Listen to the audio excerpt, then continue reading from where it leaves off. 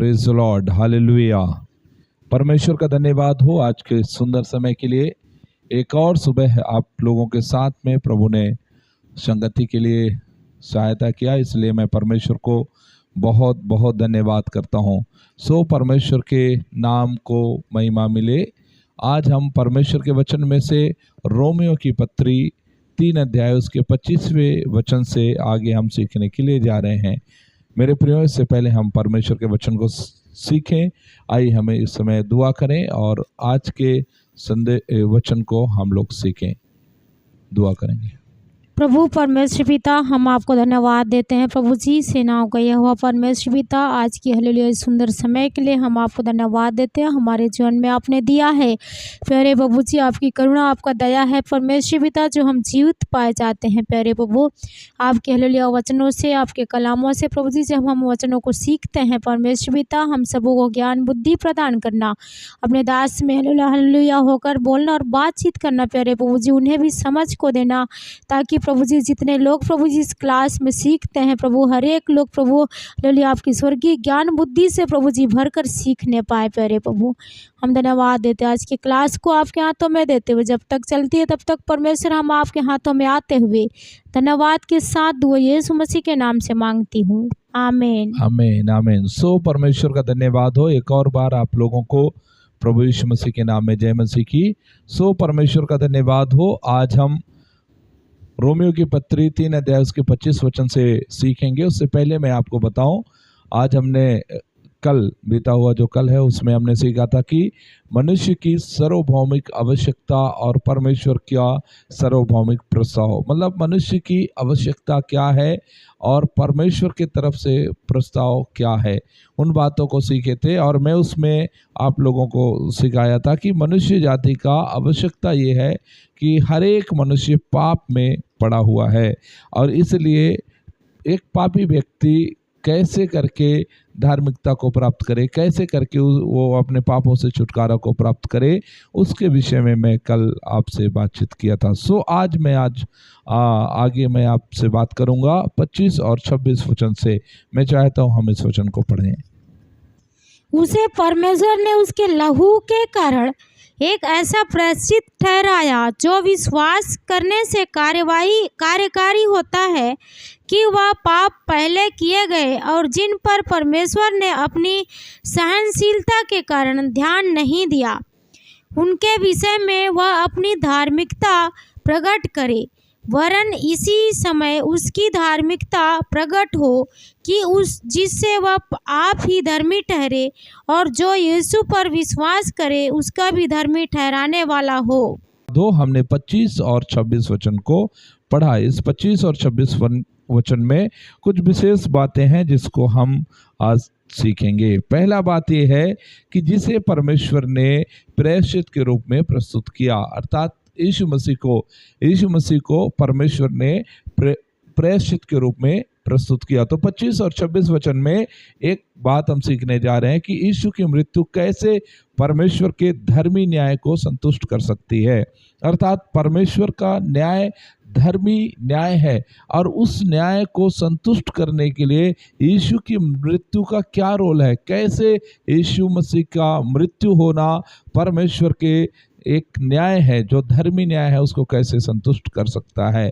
मेरे प्रियो, परमेश्वर जगत से प्रेम किया और उसने अपना इकलौता पुत्र दे दिया, ये तो आपने जरूर पढ़ा होगा। लेकिन आपने ये भी पढ़ा होगा कि पाप की मजदूरी मृत्यु है, मतलब पाप जो किया है उसके बदले में मनुष्य को मरना पड़ेगा, और ये परमेश्वर के वचन है। तो परमेश्वर न्यायी परमेश्वर है, वो धर्मी न्यायी है, अधर्मी न्यायी नहीं है। तो वो कैसे एक मनुष्य के पाप को यीशु मसीह के मृत्यु के द्वारा कैसे उस पाप से वो संतुष्ट होकर के, और वो जो है उस न्याय से संतुष्ट होकर के, और वो उस व्यक्ति को पाप से छुड़ाता है, आज हम इस विषय में सीखेंगे। तो सबसे पहले बात कि परमेश्वर के प्रायश्चित के रूप में यीशु मसीह के द्वारा अपने लहू को अर्पित किया गया, यीशु मसीह का लहू अर्पित किया गया। यीशु अपनी मृत्यु अर्थात अपने लहू के द्वारा हमारे लिए प्रायश्चित ठहरा, प्रायश्चित का मतलब होता है प्रतिस्पान बलिदान, अर्थात बलिदान हो गया और उसका न्याय किया गया।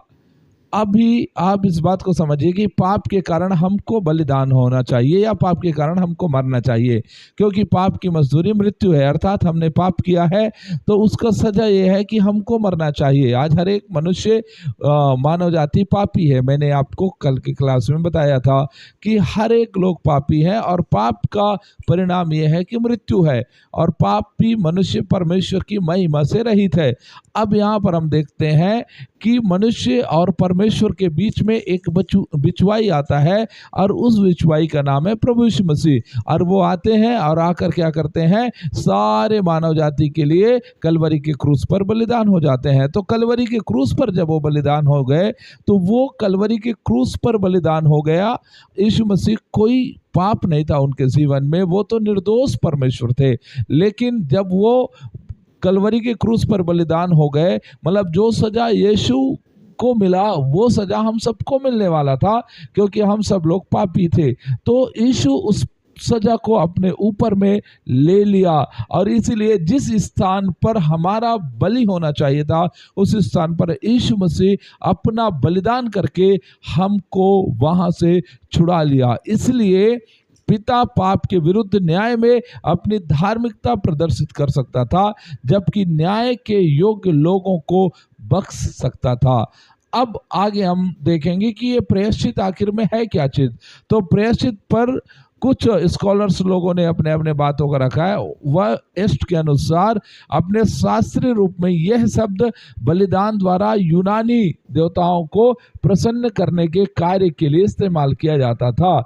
दूसरे शब्दों में बलिदान देवता के क्रोध को कम करने के लिए दिया जाता था। तो पुराने समय में हम देखते हैं कि बलिदान जो होता है, प्रायश्चित का बलिदान, वो इसलिए बलिदान किया जाता था ताकि देवता क्या हो जाए, उसका क्रोध कम हो जाए, उसका क्रोध जो है वो कम हो जाए। उदाहरण के लिए यदि कोई व्यक्ति बहुत क्रोधी है तो हम यदि उसके लिए कुछ ऐसा काम करते हैं तो जरूर उसका क्रोध कम हो जाएगा। तो उसी तरह क्रोध को कम करने के लिए पुराने समय में शास्त्र के द्वारा यूनानी देवताओं को खुश करने के लिए इस तरह के बलिदान दिया जाता था। अभी NIV बाइबल में जो है प्रायश्चित का अनुवाद ऐसा है कि बलिदान के रूप में किया गया है, अर्थात वो प्रायश्चित मतलब बलिदान है। लिविंग बाइबल में इसका अर्थ है अपने पापों की सजा लेना, अर्थात हम जिस पाप के अधीन थे, हम जिस पाप के गुलाम थे, उन पापों के सजा को प्राप्त करना या उस पाप के सजा को अपने जीवन में लेना, वो प्रायश्चित है। प्रायश्चित के लिए प्राचीन यूनानी शब्द में हिलेस्टेरियन का इस्तेमाल सेप्टुअजिंट में दया सीट के लिए भी किया जाता है, जो वाचा के संदूक को ढकने वाला ढक्कन है। हाँ, सेप्टुअजिंट मतलब वाचा के संदूक को ढकने वाला एक ढक्कन है, जिस पर पाप के प्रायश्चित के रूप में बलिदान का खून छिड़का जाता था। जबकि यह कहा जा सकता है कि इस अंश का अर्थ यीशु हमारा दया का सीट है। यह संभवतः प्रायश्चित का अधिक सीधा विचार है, एक वैकल्पिक बलिदान, अर्थात आप और मैं हमारे पापों के लिए, हमारे गुनाहों के लिए यीशु मसीह वो प्रायश्चित का सीट बन गया, जहां पर हम क्या करते हैं, अपने लहू, जिस तरह वो अपने लहू के द्वारा आपको और मुझे उस पाप से, उस अधर्म से छुड़ाया है। तो इस तरह से आगे हम देखेंगे। साथ ही प्रायश्चित के उदाहरण के रूप में दया आसन के विचार को नजरअंदाज नहीं किया जाना चाहिए। जिस तरह से मैं आपको बताया, वो यीशु मसीह एक दया का सीट मतलब दया का आसन है, तो उसको कभी नजरअंदाज नहीं किया जाना चाहिए। वाचा के संदूक के अंदर मनुष्य के बड़े पापों का सबूत था, और वहां पर व्यवस्था की पटिया था, और कृतज्ञता से प्राप्त किया गया मन्ना, हारून की अंकुरित छड़ी, और जो मनुष्य द्वारा परमेश्वर के नेतृत्व को अस्वीकार करने को दर्शाता है। तो हम देखते हैं उस वाचा के संदूक में बहुत सारी चीजें थी जो परमेश्वर के नेतृत्व को अस्वीकार करने को दर्शाते हैं। वाचा के संदूक के ऊपर सुंदर सीने की करूबों में सिंहासन के समान परमेश्वर के पवित्र उपस्थिति के प्रतीक थे। दोनों के बीच में दया का आसन था। और जब प्रायश्चित के दिन हम लय व्यवस्था 16 अध्याय में इस बात को देख सकते हैं कि वो दया का जो आसन था बीच में, उस दया के आसन पर बलि का खून छिड़का गया तो परमेश्वर का क्रोध टल गया, क्योंकि विश्वास से आने वाले पापियों की ओर से एक प्रतिस्थापन को मार दिया गया।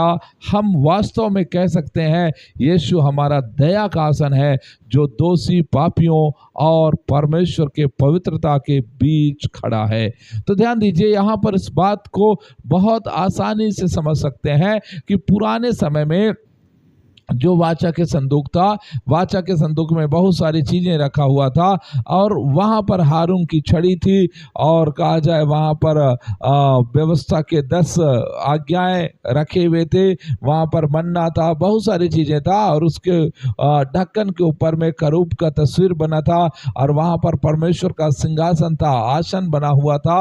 अब वो दया का आसन था और जिसमें महायाजक जा करके लहू को छिड़काव करते थे और उससे परमेश्वर का क्रोध शांत हो जाता था और परमेश्वर जो हानि करने को ठाना था वो टल जाता था।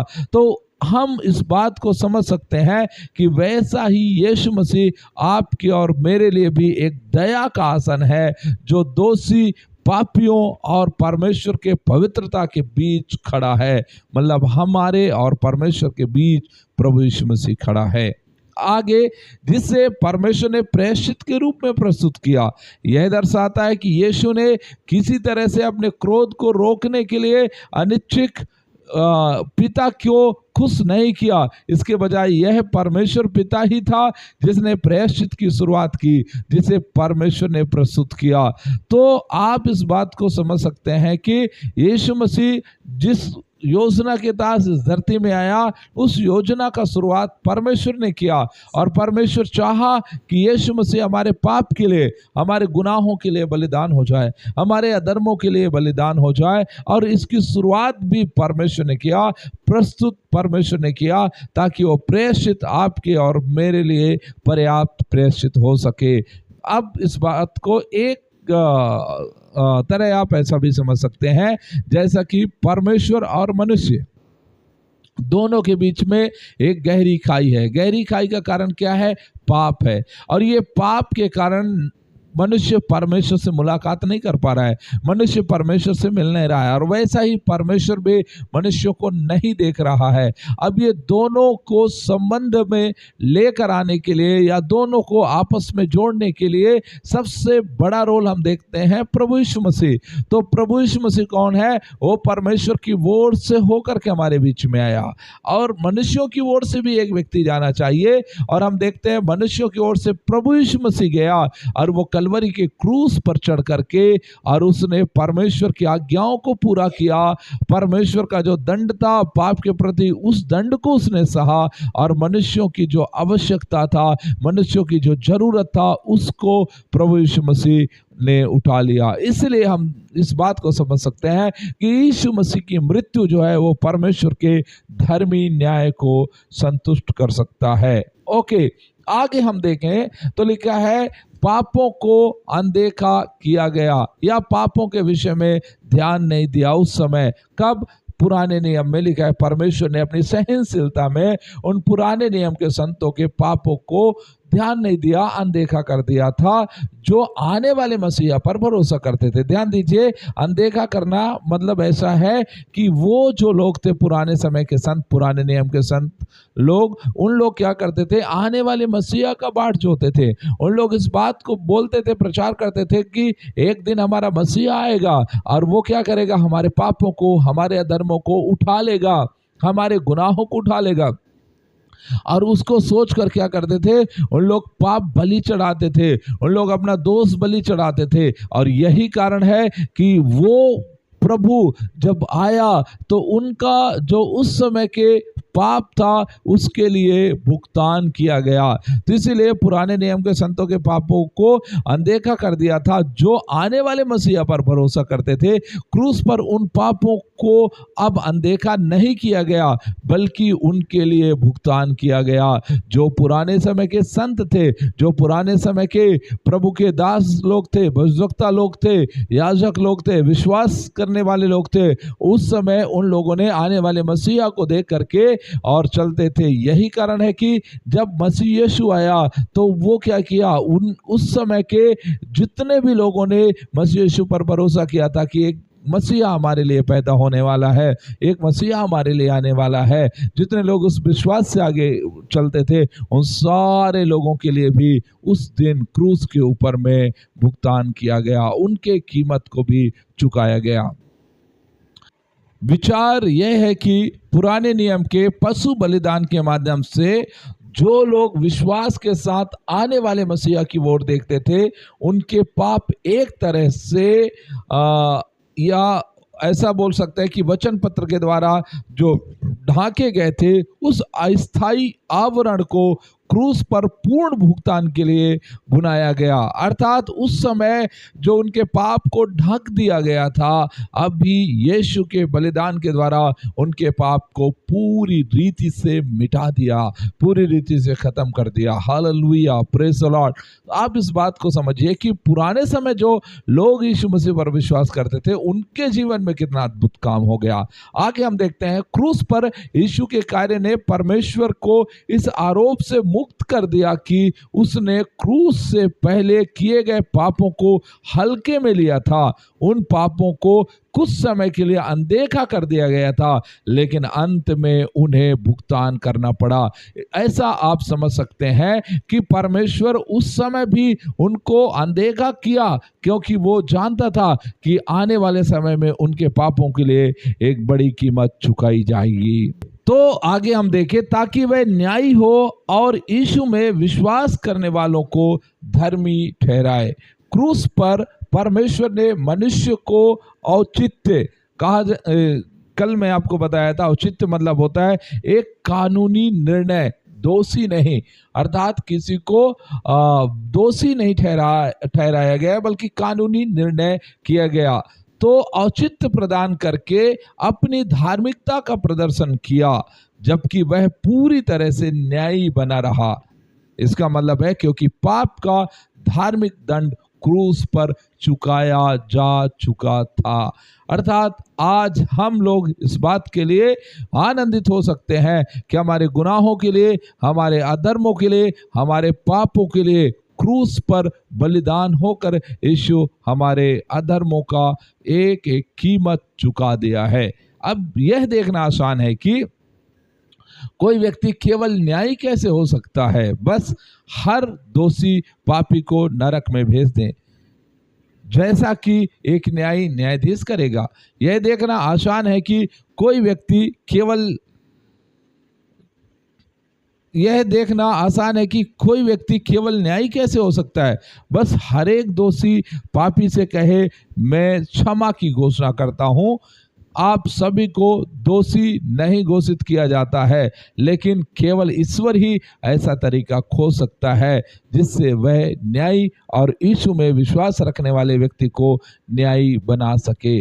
अब इस बात को थोड़ा और ऐसा समझिए कि यदि कोई न्यायाधीश है, संसार का जो न्यायी है, न्यायाधीश है, यदि कोई ऐसा न्यायाधीश है जो कहा जाए आरोपियों को सजा सुनाता है या दोषियों को उनका दोष ठहरा करके और उनको सजा सुनाता है, तो वो न्यायाधीश ऐसा नहीं कर सकता है कि सारे लोगों को चाहो तुम एक साथ क्षमा कर दो, ऐसा नहीं कर सकता है। लेकिन केवल परमेश्वर ऐसा तरीका का खोज कर सकता है। परमेश्वर जो महान परमेश्वर है, वही इस तरह कर सकता है कि यीशु मसीह में विश्वास रखने वाले व्यक्ति को वह न्यायी बना सके और उसको उसके पापों से क्षमा दे सके। आगे हम पढ़ेंगे कि दूसरा बात यह है, यहाँ हम सीखते हैं कि परमेश्वर ने अपने न्याय और दया दोनों का सबसे स्पष्ट प्रदर्शन करने की योजना बनाई है। अपने न्याय के लिए बलिदान की आवश्यकता होती है और किसी भी अन्य तरीके से खोए हुए संसार को मुक्ति देने से पूरी तरह से इनकार कर दिया जाता है और अपनी दया के लिए बलिदान प्रदान करने में जो उसके न्याय की आवश्यकता होती है। तो इस तरह से एक स्कॉलर से क्लार्क है, वो इन बातों को कहा है। आगे हम देखेंगे 27 वचन को, मैं चाहता हूं हम पढ़ें उसे। तो घमंड करना यहाँ रहा, कहाँ रहा, उसकी तो जगह ही नहीं। कौन सी व्यवस्था के कारण से? क्या कर्मों की व्यवस्था से? नहीं, वरन विश्वास की व्यवस्था के कारण। अब यहाँ पर देखिए, यीशु मसीह के सुसमाचार के माध्यम से मिलने वाले उद्धार पर घमंड करना वर्जित है। वचन 27 के अनुसार कि अब हम उस पर घमंड नहीं कर सकते, क्योंकि हमने उसके लिए काम नहीं किया, हमने उसके लिए मेहनत नहीं किया, हमने परमेश्वर के सामने कोई प्रस्ताव नहीं रखा, बल्कि ये सारा काम कौन किया? परमेश्वर ने किया। इसलिए आप और मैं, हम घमंड नहीं कर सकते। तो फिर घमंड कहाँ है? यह कहीं भी नहीं होना चाहिए, क्योंकि हम उसकी कृपा से मुफ्त में न्याय संगत है, अर्थात मुफ्त में हम धर्मी ठहरे हैं, तो हम घमंड नहीं कर सकते। इसलिए आत्म प्रशंसा या श्रेय के लिए कोई जगह नहीं है। कोई भी व्यक्ति इस बात के लिए घमंडी नहीं हो सकता। कोई भी व्यक्ति अपने आप में घमंड नहीं कर सकता कि हाँ मैंने ऐसा कर लिया। नहीं, उद्धार जो आपको मिला है वो मुफ्त है, फ्री है, और उसमें आप घमंड नहीं कर सकते। अब आगे कि किस व्यवस्था के तहत घमंड और गर्व को बाहर नहीं रखा गया है, क्योंकि व्यवस्था में उनके खिलाफ कुछ खास प्रावधान है। इसके बजाय घमंड को बाहर रखा गया है, क्योंकि यह उस उद्धार के साथ पूरी तरह से असंगत है जो विश्वास के माध्यम से हमें मुफ्त में मिलता है। घमंड को विश्वास से व्यवस्था द्वारा बाहर रखा गया है। ओके, तो इस प्रकार आप समझ सकते हैं। अभी मैं आपको बताऊं विश्वास के नियम के अनुसार क्या है। घमंड के लिए कोई जगह नहीं। यही कारण है कि स्वाभाविक मनुष्य उसके अनुग्रह द्वारा मुफ्त में धर्मी ठहराए जाने से घृणा करता है। स्वाभाविक मनुष्य जो है उसके अनुग्रह द्वारा मुफ्त में धर्मी ठहराए जाने से घृणा करता है। अनुग्रह उसके लिए कल्पित अर्थात गणों को पहचानने में पूरी तरह से इंकार करता है और उसके गर्व को कोई स्थान नहीं देता है। तो आप और मैं जब हम यीशु मसीह पर विश्वास करते हैं तो हमें यीशु के सुसमाचार के माध्यम से मिलने वाले उद्धार के ऊपर में घमंड नहीं करना चाहिए, क्योंकि ये घमंड आपके कार्यों के द्वारा नहीं मिला है, आपने उसके लिए कोई काम नहीं किया है, बल्कि ये सिर्फ और सिर्फ आपने उस सुसमाचार पर विश्वास किया है। यीशु मसीह हमारे लिए इस धरती पर आया, हमारे पापों के लिए बलिदान हो गया। हम पापी हैं और हमें यीशु की आवश्यकता है, और आपने उसके ऊपर विश्वास किया और वो विश्वास आपको धर्मी ठहराता है। तो इस तरह आपको और मुझे घमंड नहीं करना चाहिए। आगे यदि हम देखेंगे तो हमको 28 से 30 वचन तक पढ़ना पड़ेगा। इसलिए हम इस परिणाम पर पहुंचते हैं कि मनुष्य व्यवस्था के कामों से अलग ही विश्वास के द्वारा धर्मी ठहरता है। क्या परमेश्वर केवल यहूदियों ही का है? क्या अन्य जातियों का नहीं? हाँ, अन्य जातियों का भी है, क्योंकि एक ही परमेश्वर है जो खतना वालों को विश्वास से और खतना रहितों को भी विश्वास के द्वारा धर्मी ठहराएगा। अब यहाँ पर देखिए, यहूदी और गैर यहूदी दोनों के लिए व्यवस्था के कामों के अलावा औचित्य कहा जाए परमेश्वर के न्यायालय में दोष मुक्ति पाया जाता है। वो चाहे यहूदी हो या चाहे गैर यहूदी हो, दोनों को एक ही कटघरे में खड़ा किया जाता है। दोनों को परमेश्वर दोष मुक्ति करता है, लेकिन उसके लिए एक काम करना है और वो है विश्वास करना। व्यवस्था के कामों से अलग विश्वास से धर्मी ठहरा जाना। ऐसा नहीं है कि हम विश्वास के साथ साथ व्यवस्था के जो भी काम हम कर सकते हैं उनसे धर्मी ठहराए जाते हैं। हम व्यवस्था के कामों से अलग केवल विश्वास से ही हम धर्मी ठहर सकते हैं। चूंकि कानून के सभी काम वर्जित हैं, इसलिए केवल आस्था ही बची है। लूथर ने इसे इस तरह से अनुवादित किया और उनके समय से सिलाफाइड एक नारा बन गया। तो ध्यान दीजिए कि हम जो है अपने कर्मों से नहीं बल्कि अपने विश्वास से हम धर्मी ठहरते हैं, जो हम यीशु मसीह पर विश्वास करते हैं। और ये जो विश्वास है वो व्यवस्था के कामों से अलग। क्या याकूब 2 अध्याय उसके 14 से 26 तक के अंश को जब हम देखते हैं तो हमें कई बार ऐसे लगता होगा कि ये अंश जो है पिछले बातों का खंडन करता है, क्योंकि अभी तक पौलुस क्या कह रहा है कि हम विश्वास के द्वारा ही धर्मी ठहर सकते हैं। लेकिन याकूब कहता है, याकूब के वचन को आप पढ़ेंगे तो वहां पर लिखा है कि विश्वास जो है वो कर्म के बिना अधूरा या कर्म के बिना मरा हुआ है।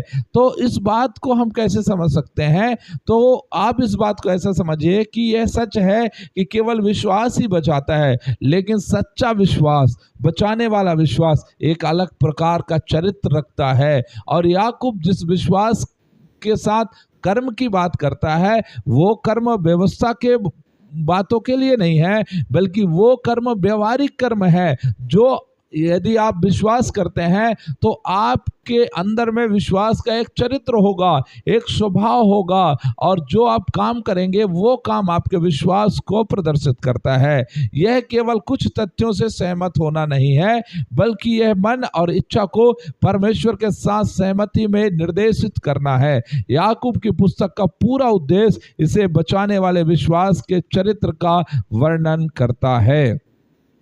कैल्विन बताते हैं कि याकूब का यह कहना है कि मनुष्य केवल विश्वास से ही धर्मी नहीं ठहरता, बल्कि कर्मों से भी धर्मी बनता है। यह पिछले दृष्टिकोण केवल विश्वास से धर्मी बनने के विरुद्ध नहीं है। दोनों दृष्टिकोणों का सामंजस्य मुख्य रूप से याकूब द्वारा अपनाए गए तर्क के प्रवाह पर निर्भर करता है, क्योंकि उसके साथ सवाल यह नहीं है कि मनुष्य परमेश्वर के सामने धार्मिकता कैसे प्राप्त कर सकता है, बल्कि यह है कि वे दूसरों के सामने यह कैसे साबित करते हैं कि वे धर्मी हैं। क्योंकि उसका उद्देश्य पाखंडियों का खंडन करना था, जो व्यर्थ ही यह दावा करते थे कि उनमें उसका विश्वास है। याकूब का मतलब केवल इतना था कि मनुष्य दिखावटी या मृत विश्वास से धर्मी नहीं बन सकता या साबित नहीं होता,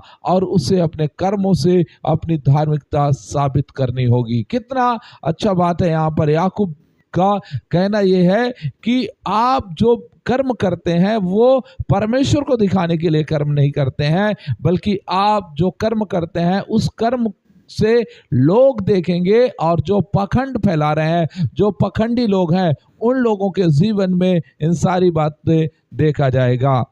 अब आगे हम देखेंगे, हाँ, अन्य जातियों का भी यह धार्मिकता यहूदी और अन्य जाति दोनों को दी जाती है। प्रस्ताव और सार्वभौमिक चरित्र एक साधारण तथ्य से प्रदर्शित होता है। क्या वह अन्य जातियों का भी परमेश्वर नहीं है? बेशक वह है। यदि केवल एक ही परमेश्वर है तो परमेश्वर यहूदियों के परमेश्वर के समान ही अन्य जातियों का भी परमेश्वर है। यह केवल अन्य जातियों पर निर्भर है कि वे उस परमेश्वर को कैसे पहचानते हैं या उसका किस तरह से अपने जीवन में उसके वचन को या उसके बातों को लागू करते हैं। आगे परमेश्वर के दास पौलुस कहता है, एक ही परमेश्वर है जो खतना किए हुए को विश्वास से और खतना रहित को विश्वास के द्वारा धर्मी ठहराएगा। ना केवल यह धार्मिकता यहूदी और गैर यहूदी दोनों के लिए उपलब्ध है, बल्कि यह यहूदी और गैर यहूदी दोनों द्वारा समान रूप से प्राप्त की जाती है। चूंकि एक परमेश्वर यहूदी और गैर यहूदी दोनों को धर्मी ठहराता है, इसलिए वह उन्हें एक ही तरीके से धर्मी ठहराता है, और वो है विश्वास के द्वारा। आखिरी बात बोल करके मैं समाप्त करूंगा। 31 वचन को पढ़ेंगे। तो क्या हम व्यवस्था को विश्वास के द्वारा व्यर्थ ठहराते हैं? कदापि नहीं, वरन व्यवस्था को स्थिर करते हैं। यहाँ पर हम देखते हैं एक प्रश्न के साथ कि तो फिर व्यवस्था का क्या हुआ? तो क्या हम विश्वास के जरिए व्यवस्था को रद्द कर देते हैं? हम देख सकते हैं कि कोई कैसे पूछ सकता है, अगर व्यवस्था हमें धर्मी नहीं बनाती तो इसका क्या फायदा? पौलुस कहता है कि तुमने अभी व्यवस्था को रद्द कर दिया, तुम परमेश्वर की व्यवस्था के खिलाफ जा रहे हो। ऐसा पौलुस का कहना नहीं है। जी बिल्कुल नहीं, कदापि नहीं। बेशक पौलुस कानून को रद्द नहीं करता, बल्कि जैसा रोमियो की पत्री 4 अध्याय में हम इस बात को पढ़ेंगे कि किस तरह कर्म हमारी विश्वास से अलग है। किस तरह अब्राहम का उदाहरण देकर वो सिखाया कि अब्राहम कर्मों से नहीं बल्कि विश्वास के द्वारा धर्मी ठहरा। तो इसलिए प्रेरित पौलुस रोमियो 4 में इस बात को प्रदर्शित करेगा कि कानून के कामों से अलग विश्वास के द्वारा औचित्य के आने वाले सुसमाचार की आशा की थी। इसलिए सुसमाचार कानून को स्थापित करता है, अपनी भविष्यवाणियों को पूरा करता है। तो इस बात को आप ऐसा समझ लीजिए कि आने वाले समय में हम कुछ उदाहरण को देखेंगे कि किस तरह से पौलुस इस बात को साबित करता है कि लोग कर्म से नहीं बल्कि विश्वास से धर्मी ठहरे। परमेश्वर का धन्यवाद हो। आज हम जो वचन सीखा वो यहीं तक। कल हम 4 अध्याय से आगे हम लोग सीखेंगे। परमेश्वर का धन्यवाद। आप सबको प्रभु बहुत बहुत आशीष दे। जय मसीह।